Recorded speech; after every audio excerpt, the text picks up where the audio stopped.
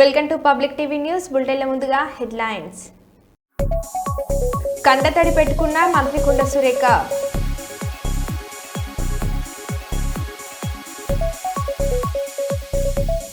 నేపాల్లో ముంచెత్తిన భారీ వర్షాలు వరదలు 150 మంది మృతి.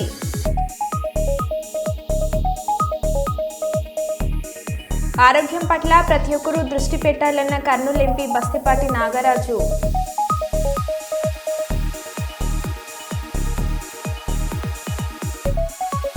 భవిష్యత్ తరం రోబోటిక్ డే అన్న ఎమ్మెల్యే బూర్ల రామాంజనేయులు.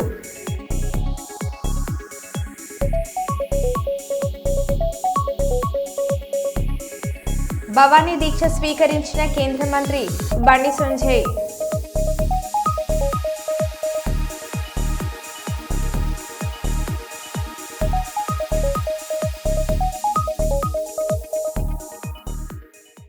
ఇక వివరాల్లోకి వెళ్తే పాలకుర్తి ఎమ్మెల్యే క్యాంప్ కార్యాలయంలో బతుకమ్మ పండుగ వేడుకలను ముందస్తు ఘనంగా నిర్వహించారు. వేడుకల్లో స్థానిక ఎమ్మెల్యే యశస్విని రెడ్డి, కాంగ్రెస్ నియోజకవర్గం ఇన్ఛార్జ్ ఝాన్సీరెడ్డి పాల్గొన్నారు. ప్రకృతిని దేవతగా కొలిచే గొప్ప సంస్కృతి మనదని, తెలంగాణ సంస్కృతి సంప్రదాయాలకు బతుకమ్మ పండుగ ప్రతీక అని ఎమ్మెల్యే అన్నారు. మహిళలు పెద్ద ఎత్తున బతుకమ్మ వేడుకలో పాల్గొన్నారు.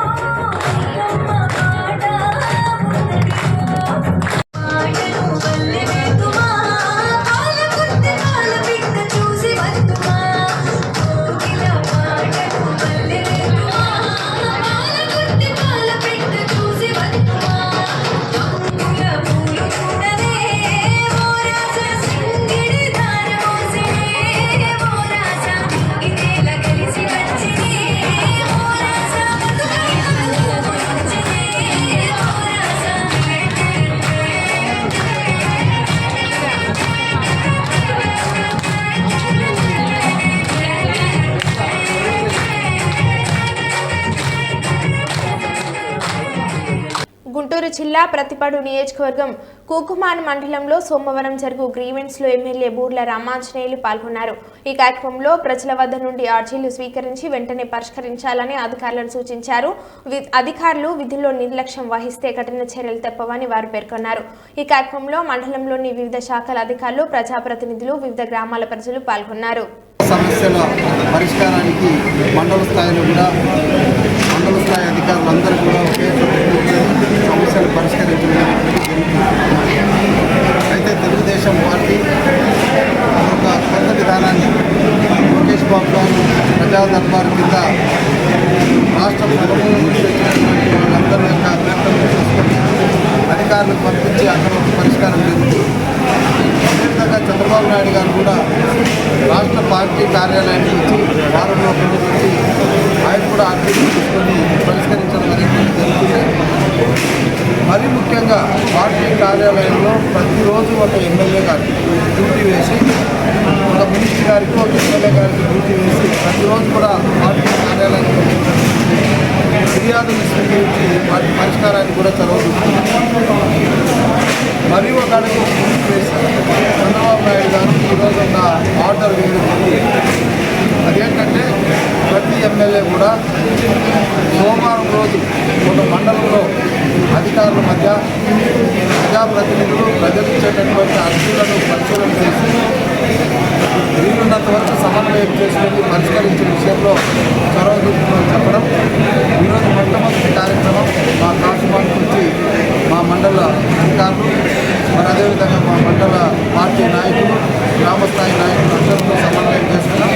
ఈరోజు మొత్తం అన్ని గ్రామాల నుంచి కూడా, ఎందుకంటే ఇటీవల అధికారులు కొత్తగా వచ్చారు కాబట్టి వాళ్ళతో పరిచయం చేసుకోవడం. అదేవిధంగా ఈరోజు ప్రతి గ్రామం నుంచి తీసుకున్న ఫిర్యాదులు 50 వరకు వచ్చాయి. వాటిని అందరికంటే పరిష్కరించడానికి చర్యలు తీసుకున్నాం. ఒక నెల రోజుల్లో ఈ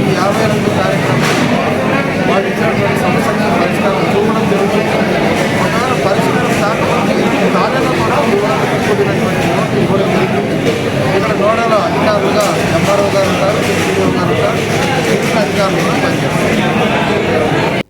మెదక్ జిల్లా కలెక్టరేట్ సమావేశ మందిరంలో సోమవారం నిర్వహించిన ప్రజావాణి కార్యక్రమంలో ప్రజల నుంచి వినతులు స్వీకరించిన జిల్లా కలెక్టర్ రాహుల్ రాథ్, పాల్గొన్న అదనపు కలెక్టర్ వెంకటేశ్వర్లు, డిఆర్డీఓ శ్రీనివాసరావు, సంబంధిత శాఖల అధికారులు.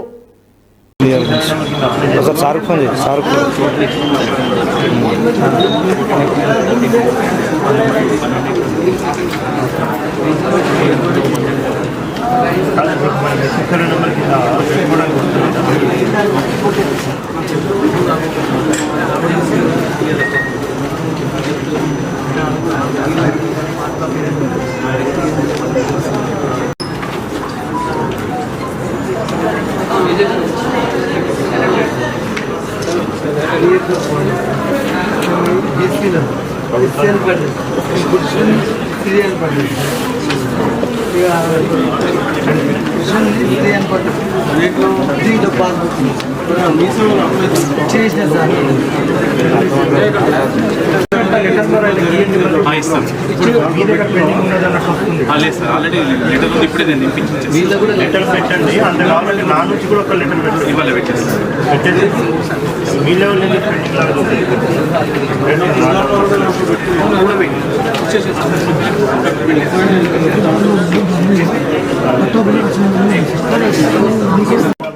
క్రిమినల్ కేసు కూడా పెంచు పార్టీషన్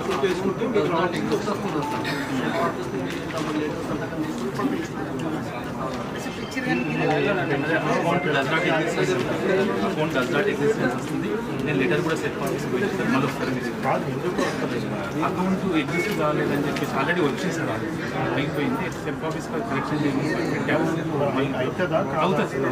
అయితే మరి 1 year నుంచి ఇది అట్లా కాదండి, కాకపోతే కాదని చెప్పేసి మొన్న 16,000 రాలేదా?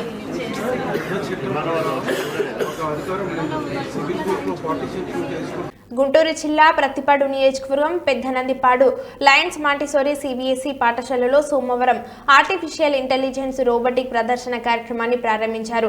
పాఠశాల యజమాన్యంకు ఆయనకు ఘనంగా స్వాగతం పలికారు. విద్యార్థులు సాంకేతిక పరిజ్ఞానం అందిపుచ్చుకోవాలని సూచించారు. ఎమ్మెల్సీ లక్ష్మణ్ రావు, పాఠశాల యజమాన్యం, పాఠశాల హెచ్ఎం కిరణ్, పాఠశాల సిబ్బంది, విద్యార్థులు పాల్గొన్నారు.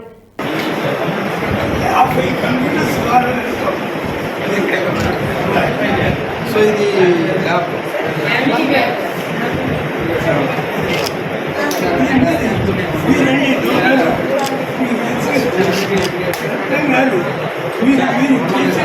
ఇంటెలిజెన్స్ ప్రారంభోత్సవ సందర్భంగా వచ్చేసిన మన ప్రియతమ ఎమ్మెల్యే బోర్ల రామాంజనేయులు గారికి పాఠశాల మేనేజ్మెంట్ టీచర్స్ మరియు విద్యార్థులు ఘన స్వాగతం పలికారు. మన ఎమ్మెల్యే గారి గురించి కొన్ని విషయాలు తెలుసుకుందాం. ఆయన జీవితం మన విద్యార్థులందరికీ స్ఫూర్తిదాయకం, ఆచరణీయం కూడా. మన ప్రియతమ ఎమ్మెల్యే బోర్ల రామాంజనేయులు గారు బలహీన వర్గాల్లో నిరుపేద కుటుంబంలో జన్మించి స్వయం కృషితో, పట్టుదలతో, ఆత్మవిశ్వాసంతో భారతదేశంలోనే అత్యుత్తమ అడ్మినిస్ట్రేటివ్ సర్వీస్ అయిన ఐఏఎస్ సాధించారు. గుంటూరు జిల్లా కలెక్టర్గా ప్రజలకు ఎనలేని సేవలందించి వారి మెప్పు పొందారు. పంచాయతీరాజ్ కమిషనర్గా పంచాయతీలను ఆర్థికంగా బలోపేతం చేసి అప్పటి సీఎం చంద్రబాబు నాయుడు గారి ప్రశంసలు అందుకున్నారు. రామాంజనేయులు గారు రిటైర్ అయిన తర్వాత ఆయన ప్రతిభను గుర్తించిన చంద్రబాబు నాయుడు గారు ప్రతిపాడు అసెంబ్లీ నియోజకవర్గ టీడీపీ టికెట్ కేటాయించి ప్రోత్సహించారు. పనిచేయడం అనేటువంటిది గొప్ప విషయం. ఐ థింక్ అందరి గురించి నేను చెప్పాను. ఇక ఈ పాఠశాలలో పనిచేస్తున్నటువంటి ఉపాధ్యాయులు పేరు పేరున వారిని నేను ప్రత్యేకంగా అభినందిస్తున్నా. ఎందుకంటే ఈ స్కూల్ యొక్క ప్రామినెన్స్ కానీ, ఈ స్కూల్ యొక్క గుడ్ విల్ కానీ ఇక్కడ కాదు బయట చెప్పుకోవడం అనేటువంటిది గొప్ప విషయం. ఇక్కడ నుంచి చదువుకొని వెళ్ళినటువంటి పిల్లలు అబ్రాడ్కి వెళ్ళి వాళ్ళు తిరిగి ఈ స్కూల్ అభివృద్ధికి నిధులు ఇవ్వడం అనేటువంటిది కూడా చాలా అదృష్టం. అయితే ఈరోజు సిబిఎస్ సిలబస్ ఉన్నటువంటి ఈ స్కూల్లో మరి ఆర్టిఫిషియల్ ఇంటెలిజెన్స్ అనేటువంటిది పాఠ్యాంశాల్లో ఒక భాగంగా మ్యాండేటరీ చేసిన తర్వాత when it is being mandated in CBSE syllabus, so అది ఈ స్కూల్లో రావడం, ఆ స్కూల్లో ఫస్ట్ ఆర్టిఫిషియల్ ఇంటెలిజెన్స్ కార్యక్రమానికి నన్ను ఆహ్వానించడం నా అదృష్టంగా భావిస్తాను. ఈరోజు మీరు అందరూ కూడా గమనించాలి, పిల్లలు నన్నే చూడండి.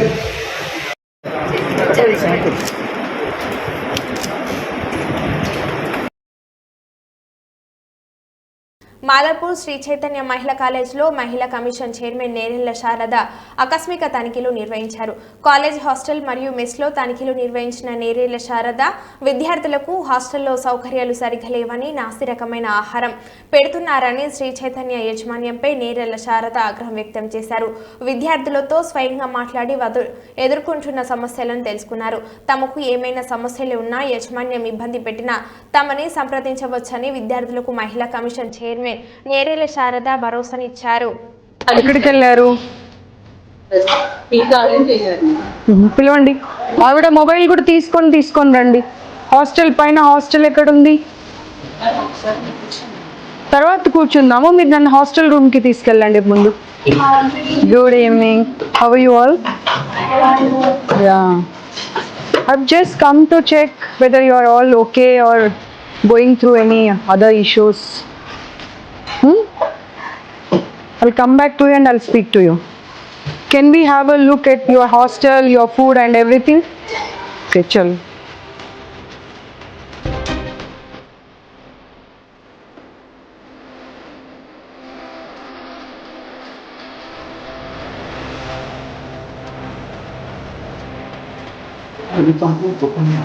None of the student is happy.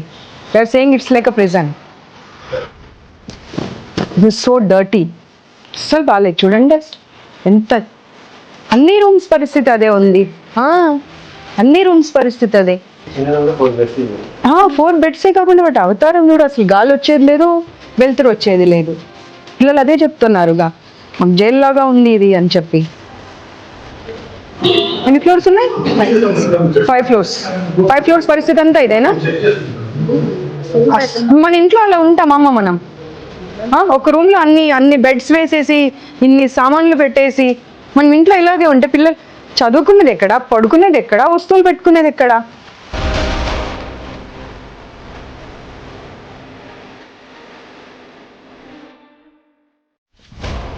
అక్కడ మీరు ఏసీ రూమ్, విండో క్లోజ్ అన్నారు. ఇక్కడైతే అసలు విండో కూడా లేదు కదమ్మా. ఎగ్జాస్ట్ ఫ్యాన్ ఏదమ్మా? ఒక్క రూమ్ లో అయినా ఎగ్జాస్ట్ ఫ్యాన్ ఉందా అమ్మా? You have to give the provisions, not the reasons. Where is the exhaust fan?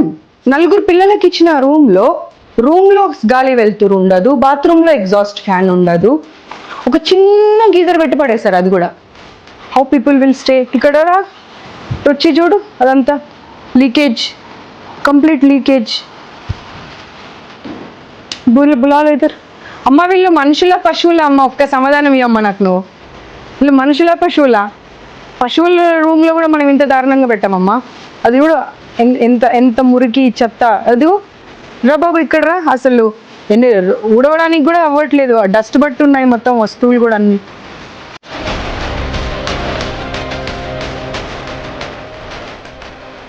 Total ఇన్ఫర్మేషన్తో వచ్చాను సార్, నేనేదో ఊరికే వేగ్గా రాలేదు. అమ్మ అసలు ఆమెకు నోరెలా వస్తుందో అర్థం కావట్లేదు నాకు సమాధానం చెప్పడానికి. 6 నెలలు పడేసేయండి మన రూమ్లో. ఆ ఎలకలు, కాక్రోచ్లు, జర్రీలు ఇద్దరిని పడేసేయండి ఆ రూమ్లో. తుడిచిన గుడ్డనే పడేసిన అన్నం ఇద్దరికి పెట్టండి, అప్పుడు అర్థమవుతుంది వాళ్ళకు ఆ అన్నం ఎలా తింటారనేది. నీళ్ళు పైనుండి పడుతున్నాయి సార్, ఆ ఫుడ్ కూర తినబుద్ధి కాదు అంటే పడితే పడని అంటున్నారంట. అంటే వాళ్ళు మనుషులు కాదా? No, you lost your job అంతే. No more you will be continuing in this job, not only in this institution, nowhere else also.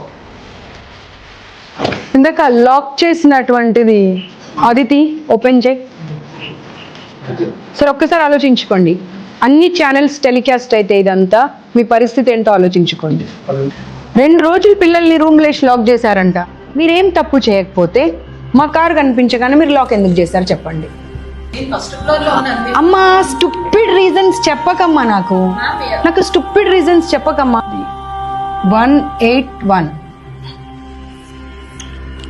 Any number you have any problem, నేను వచ్చి వెళ్ళిన తర్వాత ఏమైనా ఇబ్బంది పెడుతున్నారు అనిపించినా సరే ఇబ్బంది పడకండి.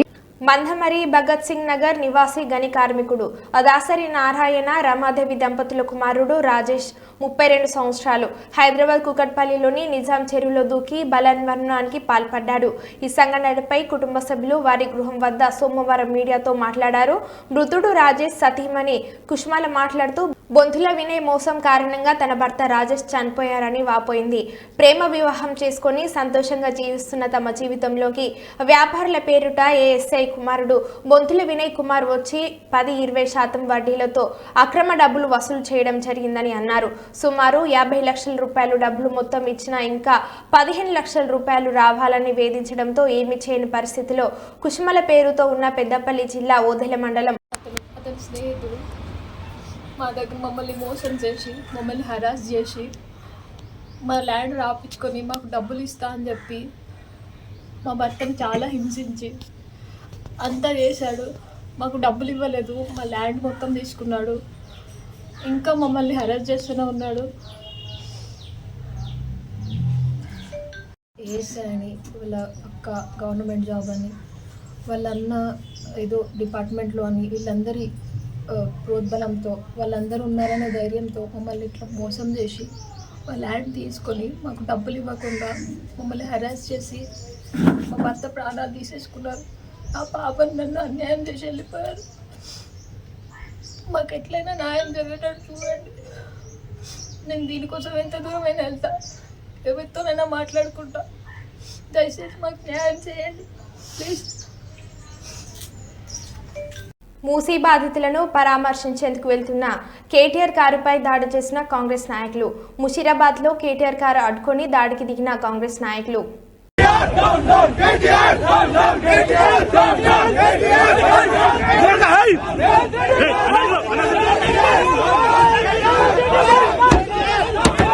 కాకినాడ రూరల్ ఎమ్మెల్యే పంతం నానాజీ మరియు ఉండి నియోజకవర్గం రఘురాం కృష్ణంరాజు చేసిన చర్యలకు వ్యతిరేకంగా వారి దిష్టిబొమ్మలు తగలబెట్టి మదనపల్లిలో బహుజన సమాజ్ పార్టీ నిర్వహించిన నిరసన ప్రదర్శనను అడ్డుకున్న పోలీసులు.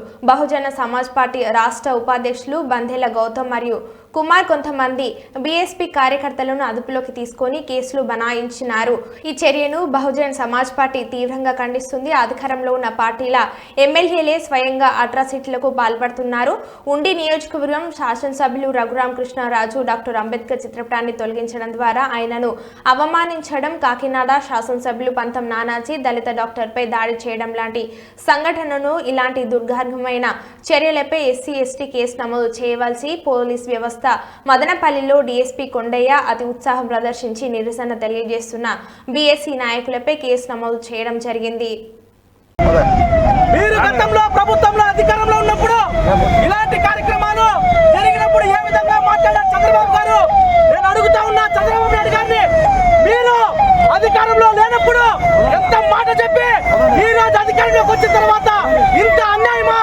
100 రోజుల కూటమి ప్రభుత్వం దళితులపై 100 దాడులు జరిగాయి. ఈరోజు రఘురామకృష్ణరాజుని వెంటనే అరెస్ట్ చేయాలని డిమాండ్ చేస్తా ఉన్నాం. బాబాసాహెబ్ అంబేద్కర్ ఈ రోజు దళితులకు ఆత్మగౌరవ ప్రతిజ్ఞ ఉన్నటువంటి బాబాసాహెబ్ అంబేద్కర్ ని మీరు బాబాసాహెబ్ అంబేద్కర్ ఇక ఫ్లెక్సీని తొలగించాలంటే చెప్తా ఉన్నాం. అదేవిధంగా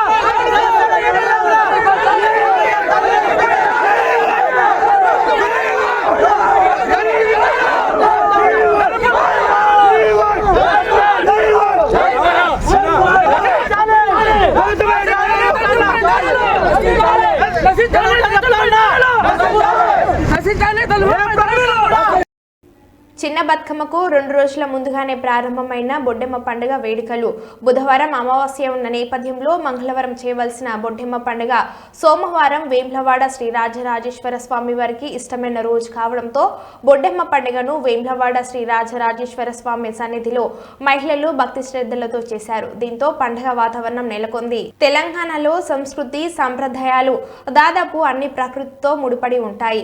అలాంటి వాటిలో బొడ్డెమ్మ పండుగ ఒకటి. బతుకమ్మ బోనాల పండుగలు ఎంతో విశిష్టమైనవో బొడ్డెమ్మకు కూడా అంతే ప్రాధాన్యత ఉందని మహిళా భక్తులు అర్చకులు చెప్తున్నారు. అయితే దీనిని కూడా మహిళలే చేసుకుంటారు. బొడ్డె అంటే చిన్న అని అర్థం వస్తుంది. బొడ్డెమ్మ అంటే చిన్నపిల్ల అనే అర్థంతో ఈ పండుగ జరుపుకుంటామని మహిళా భక్తులు వెల్లడించారు. బాలికలు మొదలుకొని మహిళలు దీనిని చేసుకుంటారు. ఇది కూడా మట్టి ప్రకృతితో పూలతో సంబంధం ఉన్న పండుగే కాబట్టి ఇప్పటికీ తెలంగాణలో బొడ్డెమ్మ వేడుకలు ప్రారంభం అయిపోయాయి. ఆదివారం నుంచే మహిళలు బొడ్డెమ్మను చేస్తున్నారు.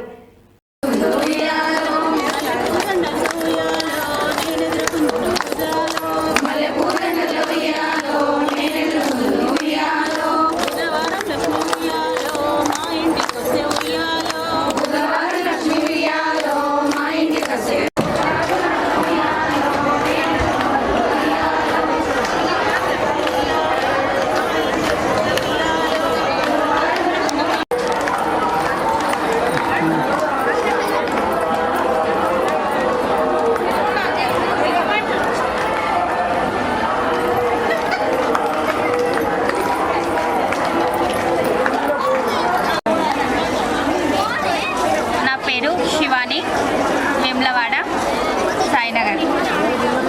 ఈరోజు మేము బొడ్డెమ్మను నీళ్ళల్లో నిమజ్జనం చేస్తున్నాం.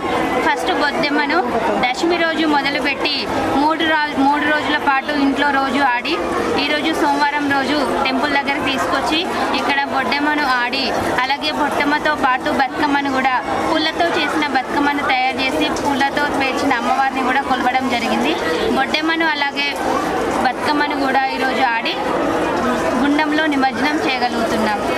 Thank you.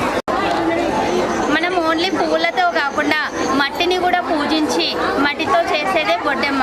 మట్టి అనేది మనకు వాటర్లో కలిసి కలుషితం కాకుండా మట్టిని అంతని మొత్తం క్రిములు లేకుండా కంప్లీట్ చేసేదే బొడ్డెమ్మ. కాబట్టి ఇది మట్టితో ఓన్లీ పుట్ట మట్టితో మాత్రమే చేసేది బొడ్డెమ్మ. వివిధ రకాల మట్టిలే కాకుండా మాది వేములవాడ. మాలతి నా పేరు. మేము కన్య పిల్లలకు బొడ్డమ్మ అని ముఖ్యము. బతుకమ్మ పండుగ ముత్తైదులకు అది ముఖ్యము. తరతరాల నుండి వస్తుంది. మేము గుండంలో వేస్తాము. మర్చిపోకుండా ఆడతాం. అంటే విశిష్టత బొడ్డెమ్మ కన్య ముత్తైదులతోటి వేపిస్తాము. ఇది బతుకమ్మ అంటే పెద్దలు ముత్తైదులు చేస్తారు. ఇది మట్టితోటి ఎర్ర మట్టితోటి బొడ్డెమ్మను వేస్తారు, వేరే మట్టితోటి వేయరు. ఇది 5 రోజుల బొడ్డెమ్మ ఉంటుంది. దశమి రోజు నుంచి స్టార్ట్ అయ్యి మళ్ళీ అమావాస్య ముందు రోజు వరకు వేసి బొడ్డెమ్మను గుండంలో బయటకు తీసుకొచ్చి కన్య ముత్తైదులతోటి కడప దాటించి బొడ్డెమ్మ నెత్తి మీద పెట్టుకొని కడప దాటించి బయట అన్నట్టు పెట్టుకొని కోలాటము ఆడతాము. తర్వాత 5 రోజుల తర్వాత నిమజ్జనం లెక్క ఈ బొడ్డెమ్మను నిమజ్జనం చేస్తాము. వేములవాడ విజయలక్ష్మి. శుక్రవారము మట్టి తీసుకొచ్చి బొడ్డెమ్మను వేసి 3 రాత్రులు ఉంచి 5 రోజులైన తర్వాత కన్య పిల్లలకు పసుపు కుంకుమ పెట్టి నెత్తి మీద పెట్టి బయటకు తీసుకొచ్చి గుడి మీదకి తీసుకొచ్చినాక అందరం కలిసి ఆడుకొని గుండంలో నిమజ్జనం చేస్తాము. కన్య పిల్లలది బొడ్డమ్మ, పెద్దవాళ్ళది బతుకమ్మ. అయితే రేపు అమాస కాకుండా ఇవాళనే చేస్తున్నాం. రేపు మంగళవారం అని ఇవాళనే చేస్తున్నాం. ఇది తరతరాల నుంచి వచ్చిన బొడ్డమ్మ. పిల్లలు పెద్దలు ఆచారంతో మరవకూడదు. భాద్రపద మాసంలో వచ్చే పౌర్ణమిని బొడ్డెమ్మల పౌర్ణమి అంటారు. ఈ నెలలో పౌర్ణమి తర్వాత వచ్చే పౌర్ణమి నుంచి చతుర్దశి వరకు బొడ్డెమ్మ పండుగ జరుపుకుంటారు. మట్టి పూలతో బాలికలు చేసుకుంటారు. ఇది కూడా పండుగను బాలికలు ఇది కూడా బతుకమ్మ మాదిరిగానే 9 రోజులు చేసుకుంటారు. సాయంత్రం 5 గంటల నుంచి రాత్రి వరకు యువతల జీవన విధానం ప్రకృతి గౌరీదేవిపై పాటలు పాడుతూ నృత్యాలు చేస్తుంటారు. 9వ రోజు రాత్రి బొడ్డెమ్మను స్థానిక చెరువులు కుంటల్లో నిమజ్జనం చేస్తారు. నేపాల్లో ముంచెత్తిన భారీ వర్షాలు, వరదలు. 150 మంది మృతి, మరో 56 మంది గల్లంతు. నిరాశ్రయులైన వేలాది మంది. నదులు ఉప్పొంగడంతో నీట మునిగి వందలాది ఇల్లు. కాఠ్మండు సమీపంలోని భక్తపూర్లో కొండ చర్యలు విరిగి ఓ ఇల్లు నేలమట్టం. ఇంట్లో ఉన్న గర్భిణి, 4 ఏళ్ల బాలిక సహా 5 మృతి.